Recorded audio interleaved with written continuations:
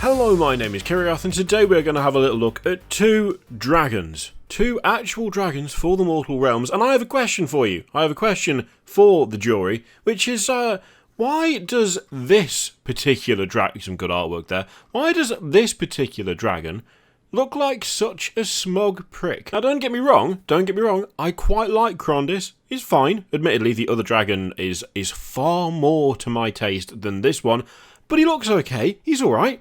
There's a good stance there, I quite like the pose, nice and imposing. There's a good amount of presence to this dragon. The wings look quality, and to be honest, they look like a lot of fun to do a bit of tasty blending with. Although there is a little bit of angular kind of feel going on here and there, but overall, I really like this. I prefer it to the Stardrake thingy that the Primaris currently have access to.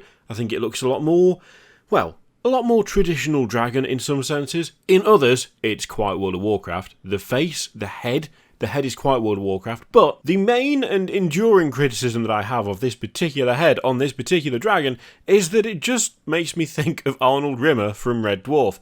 And it just, maybe it's fair. Maybe it's fine. I mean, if you're a dragon, you're a dragon. Surely, if any creature has any reason to feel a bit smug, to be a bit of a smug smeghead, it's a dragon, because you are in fact a dragon.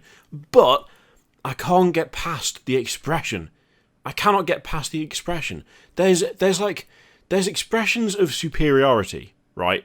Where you see something and you know just from looking at it, it thinks, or it knows, on just an instinctual level, that it's better than you. It's a difficult expression to capture, it's a difficult look to sculpt, but, you can tell when something thinks it is above all that is around it. This isn't quite that. This has just got too much of...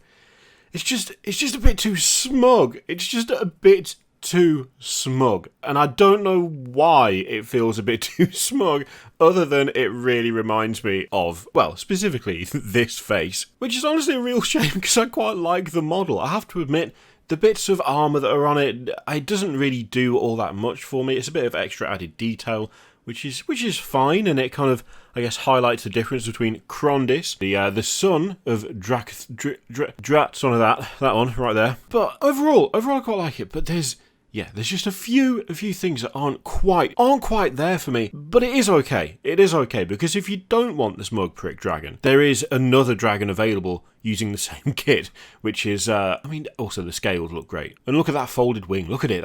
It's just asking for a bit of smooth dry brushing. It looks decent. There is another alternative. There is Karazai the Scarred, which, to be honest, is much more to my taste, this particular one. There feels like there's quite a bit of Deathwing going on with this one. Quite a bit of Deathwing. Obviously, the armor plating is missing, but that same kind of angry, kind of blunt face in a way. Where the head where it leads to the jaw, you've got that sort of almost axe head shape to the mouth, to the chin and the nose. I quite like that style. I can understand those who don't, but personally, I quite like it. It looks quite feral, which is nice. I prefer this version, I have to admit. The lightning scarring going up the neck is a nice touch. That looks really cool. Scars across the face, again, look really decent. I prefer the way the wings have been painted on this one as well. This has got some really nice painting for the wings. It makes it look a lot more, well, it looks less angular, because you've got those straight lines on the inside of the wings. I think when you've got different colours, it breaks that up a bit. But to me, that's a solid dragon, and doesn't look as smug, nowhere near as smug. The lack of armour around the neck as well is quite nice. I definitely prefer it without the armour. Both of them have got this bit of fur, around the jaw and kind of going down the stomach, like a little happy trail, which I'm not really sure why. It's an interesting decision. It's a bold decision, let's put it that way. I would have preferred it to just be a lizardy, scaly dragon without any hairy bits, but that's just me. Maybe I'm just too much of a traditionalist, a stickler for your standard lizard style dragon. It does add that bit of uniqueness, which I guess is fine. But yeah, I think overall I do like them. I do think Karazai looks better. There's obviously a bit less in the way of the armoured sections, but it just flows a bit better to my eye for this. Also, I'm a big sucker for like broken horns on stuff that really shows it's been in the wars. You know, that damage to the side of the head there, where you've got the scarring across the face, the eye is now dead, and you've got like the horn snapped off on that side. I really like that. That's really cool. Now, it does say that given their size and the huge amount of detail to work with, they will serve as extraordinary centerpieces for an army. That, I would assume, goes without saying. I mean, Jesus Christ. I'm assuming that these are on the biggest base. That would be my guess. That they'll be on the largest base you can get.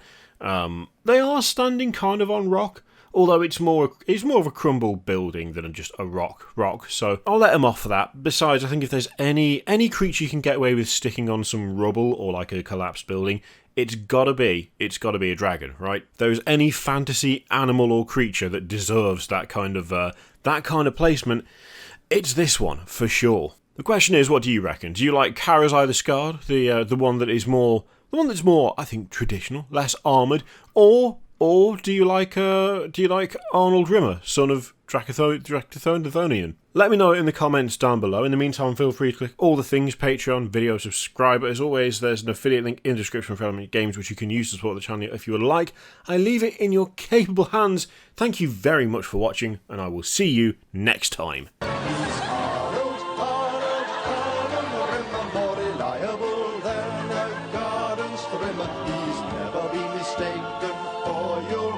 He's not bald and his head doesn't glimmer.